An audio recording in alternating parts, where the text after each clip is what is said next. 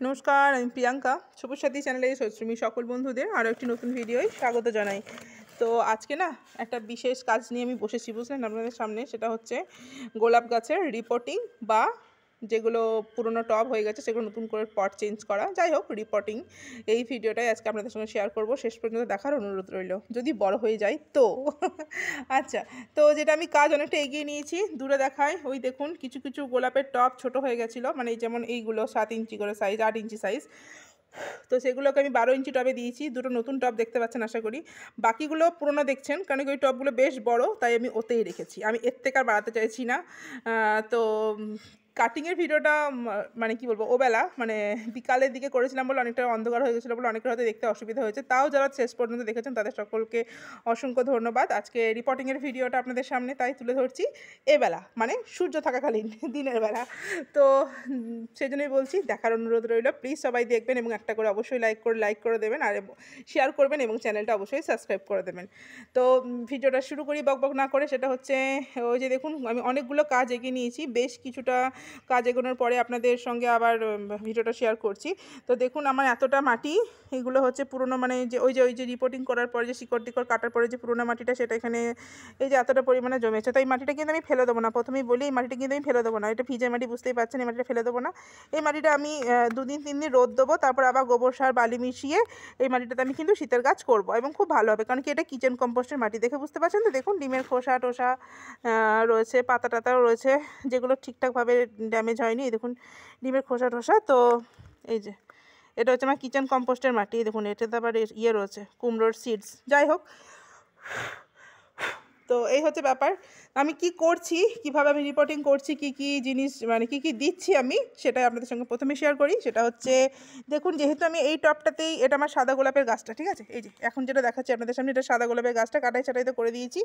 আর এবার রিপোর্টিংটা করছি। এই গাছটা কিন্তু আমার এই টবেই ছিল। বাবা, যা ভারী তুলতে পারছি না। এই টবেই ছিল। তোলার পরে, মানে গাছটাকে তোলার পরে দেখুন কি শিকড় অনেকটা কেটে বাদ দিয়েছি। প্রায় দেখুন এইটুকু মতো আছে, আর এইটুকু মতো আছে, অনেকটাই, মানে বাকি এই নিচের দিকটা পুরোটাই কেটে দিয়েছি। হ্যাঁ, কাটার পরে এই টবে আমি খোলাঙ্কুচি দেওয়ার পরে এই যে বস্তায় আছে শুকনো কিচেন কম্পোস্ট। বাবা, দেখতে পাচ্ছেন কি জানি না, দূর। এই যে, ওই যে দেখুন, বস্তায় আছে শুকনো কিচেন কম্পোস্ট। আচ্ছা, তারপরে আছে, ওইখানে আছে শুকনো নর্মাল গার্ডেন সয়েল, তার সাথে বালি, আর কিছু না, শুধু গার্ডেন সয়েল আর বালি, আর কিচ্ছু না। আর এইটা কিন্তু ভিজে, এটা কিন্তু এখনই যেগুলো মানে শিকড় কাটার পরে যে মাটিটা হচ্ছে সেই মাটিটা, এটা নয় কিন্তু, ওইটা হচ্ছে শুকনো নর্মাল গার্ডেন সয়েল এবং বালি, ওইটা দিচ্ছি। আর এই যে এই বালতিটাতে আছে গোবর সার, ওই বালতিটাতে গোবর সার। এখানে আছে, এই যে এই কোটোতে আছে মিক্স খাবার, যেটা মোস্ট ইম্পর্টেন্ট এখন। তো আমি খোলাঙ্কুচি দেওয়ার পরে অবশ্যই কিচেন কম্পোস্ট দিয়েছি। কিচেন কম্পোস্ট দেওয়ার পরে একটু ওই যে শুকনো বালি আর মাটি যেটা, সেটা দিয়েছি। আর কিন্তু কিছু নাই, যে দেখুন শুকনো বালি মাটিটা, ঠিক আছে, শুকনো বালি মাটিটা দিয়ে দিয়েছি। এবার যেটা দেবো, এবার কিছু দেবো না। এবার আমি গাছটাকে এই যে কাটিং ছাটিং সব করে দিয়েছি ভাই, আর কাটবো না। এবার এই বসালাম। এক হাতে করে কাজ করতে খুব অসুবিধা হয়, তাই আমি আগেই অনেকগুলো গোলাপ প্রায় করে নিয়েছি। এটাই শেষ না, আর একটা আছে, যাই হোক। তো আর এই দুটো করে নিলেই প্রায় কমপ্লিট হয়ে যাবে। গোলাপের যে গুরুত্বপূর্ণ কাজটা শীতের আগে করা প্রয়োজন, দুটো, একটা হচ্ছে কাটাই ছাটাই, আর একটা হচ্ছে রিপোর্টিং বা পট চেঞ্জ, যেটা বলে। এই যে দেখুন, বসিয়ে দিয়েছি। বসানোর পরে এখন না সমানভাবে বসানো উচিত, তাহলে কি, আর তো রিপোর্টিং করি না, তাহলে সারা বছরও ঠিকঠাক গাছটা ঠিকঠাক থাকে। এই সময়টা সেজন্য খুব ইম্পর্টেন্ট। বেশ, এবার বসালাম। তো এবার বসানোর পরেই আমি যেটা দেবো, সেটা হচ্ছে মিক্স খাবারের পরিমাণটা ঠিকঠাক দিতে হবে একদম, মানে খুব বেশিও না, খুব কমও না। তবে যেহেতু আমাদের ডালগুলোতে এখন পাতা টাতা নেই, প্রায় কেটে দিয়েছি, তো তাই খাবারটা একটু পর্যাপ্ত পরিমাণেই প্রয়োজন। এই যে দেখুন, মিক্স খাবারটা দিয়ে দিচ্ছি, আশা করি দেখতে পাচ্ছেন। এক হাতে করে, ও বাবা, এক্ষুনি পড়েছিল মিক্স খাবারের কোটোটা আমার। এভাবে কি হয়, এক হাতে করে কাজ হয় না। যাই হোক, আপনাদের দেখাই, সরি। তো এই যে দেখুন, মিক্স খাবারটা দিয়ে দিলাম। দেওয়া হয়ে গেছে। এবার ওইখানে আছে বালতিটা, আমি কীভাবে আনবো? বাবু, আমাকে বালতিটা একটু দিতে হেল্প করো না প্লিজ। ওই যে দেখো, বালতিটা আনো, যাও যাও যাও, দাও আমাকে বালতিটা দাও। দেখেছো কী অবস্থা? এবার মিক্স খাবার হয়ে গেছে। মিক্স খাবারের পরে এবার এই যে এটা হচ্ছে পর্যাপ্ত পরিমাণে শুকনো সুন্দর গোবর সার। এই গোবর সার দিয়ে বাকিটা এবার পূরণ করে দেবো বা ভর্তি করে দেবো, আর কিছু না।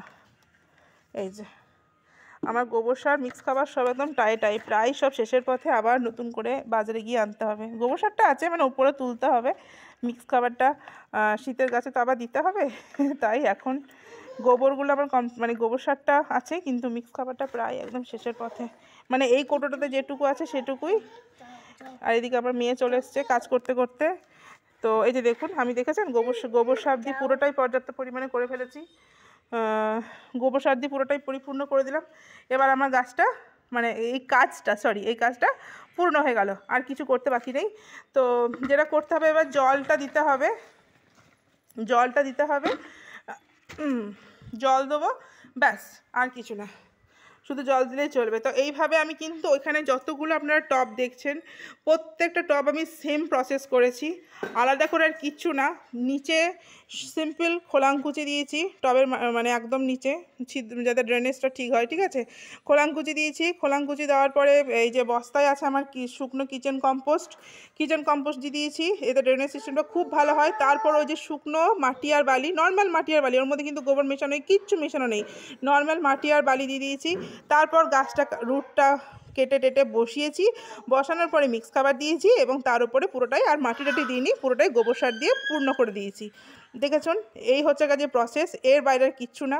খোলাঙ্কুচি, কিচেন কম্পোস্ট, তারপর গাছ বসিয়েছি, তারপর কি বলে মিক্স খাবারের পরে মিক্স খাবারটা কিন্তু একটাই যে 10-12 ইঞ্চি টবের জন্য কিন্তু 2 মুষ্ঠ করে মিক্স খাবার, আমি কিন্তু পরিমাণটা বলে দিলাম, একদম 2 মুষ্ঠ ভর্তি মিক্স খাবারের পরে অবশ্যই গোবর সার দিয়ে পূর্ণ করে দিয়েছি। পর্যাপ্ত পরিমাণে খাবার ওরা এখান থেকে সংগ্রহ করতে পারবে, আর কিচ্ছু করার দরকার নেই। এবার যেটা যেতে হবে জল, আমি জলটাই হয়তো এই মুহূর্তে আপনাদের দিয়ে দেখাচ্ছি না, বিকজ জল আমার কাছে এই মুহূর্তে আনা নেই তবে ড্রেনেজটা আমার খুব ভালো হয়েছে। আমি কেন বলুন তো, কারণ খোলাঙ্কুচি দেওয়ার পর আমি প্রচুর কিচেন কম্পোস্ট দিয়েছি, মানে প্রচুর, মানে যতটা আর কি ধরবে, মানে যতটা নিতে পারবে আর কি একটা টব, সেই অনুযায়ী কিচেন কম্পোস্টটা দিয়েছি, যার ফলে কি হয়েছে, খুব সুন্দর করে আমার ড্রেনেজটা কিন্তু তৈরি হয়। আমি কিন্তু এইভাবে করি। দেখুন আমার এই যে পুরোনো যে, মানে যে মাটিটা রুট কাটার পরে যে মাটিটা, এই যে ভিজে মাটিটা দেখছেন তো, ছোটো ছোটো ডিমের খোসাগুলো, মানে আমি আগের বছরও তাই করেছিলাম, সেম প্রসেস, যে আমি কিচেন কম্পোস্ট দিই, এর ফলে কি হয়, ড্রেনেজটা খুব ভালো হয়। নিচের দিকে মাটিটা তো কোনোভাবে ছিদ্রবন্ধ হয়ে যাওয়া বা এরকম কোনো ভয় থাকে না। অনেকে কী করে, শুকনো স্টোন চিপ বা বালি দিয়ে দেয়, এটাও খুব ভালো জিনিস, শুকনো স্টোন চিপ বা বালি দিয়ে দেওয়া, কিন্তু আমি যেহেতু কিচেন কম্পোস্ট করি, তো তাই আমি ওইটা শুকিয়ে রাখি, তো আমি ওটাই দিয়ে দিই। তো যাই হোক, আমি এরকম সিম্পলভাবে, মানে একদম ভীষণ সাধারণভাবে আমি কিন্তু গোলাপ গাছগুলো পটিং করে ফেললাম। ওখানে বাকিগুলো সব আছে, আপনাদের সব দেখাচ্ছি। এই যে নতুন যে টব দুটো দেখছেন, এই যে 7 ইঞ্চি টবে ছিল, ওগুলোকে একটু আমার মনে হচ্ছিলো এখানে রাখাটা ঠিক নয়, মানে একটা অরেঞ্জ আর একটা বোধহয় যতদূর সম্ভব রানী কালারের বা লাল কালারের কিছু একটা, এই দুটো আমি ওই টব দুটো চেঞ্জ করে ওই দুটোতে দিয়েছি। বাকি কিন্তু দেখুন আপনারা সব আমার পুরোনো টব, শ্যাওলা ধরা, বুঝতেই পারছেন, শ্যাওলা পড়ে আছে, পুরোনো টব, টবের কালার দেখে আশা করি বুঝতে পারছেন। তো যেহেতু টবের সাইজগুলো বড়, তাই আমি আর টবগুলো চেঞ্জ করিনি, শুধুমাত্র শিকড়গুলোকেই কাটাই করেছি, এবং পর্যাপ্ত পরিমাণে গোবর সার মিক্স খাবার দিয়ে সুন্দর করে গাছগুলোকে আবার বসিয়ে দিয়েছি। শুধু এবার ফাঙ্গিসাইডগুলোর জল আমি এদের দিয়ে দেবো, শুধু জল দেবো না, শুধু জল দিলেও কোনো ব্যাপার না, বাট ফাঙ্গিসাইডগুলো জলই দিয়ে দেবো, কারণ নিচে তো কিচেন কম্পোস্টটা আছে, যাতে কোনোভাবে আমার ফাঙ্গাস আক্রমণ আবার ইতিমধ্যে আবার শুরু না হয়ে যায়, বুঝলেন তো, এই হচ্ছে ব্যাপার। গোলাপ গাছ তো একটুখানি যত্ন করতে হয়, একটুখানি সাবধানে করতে হয়, আর একটু যেটা দরকার সেটা হচ্ছে গোলাপ গাছের প্রতি, যে কোনো গাছের প্রতি ভালোবাসা থাকলে সব কিছুই বেশ সুন্দর হয়।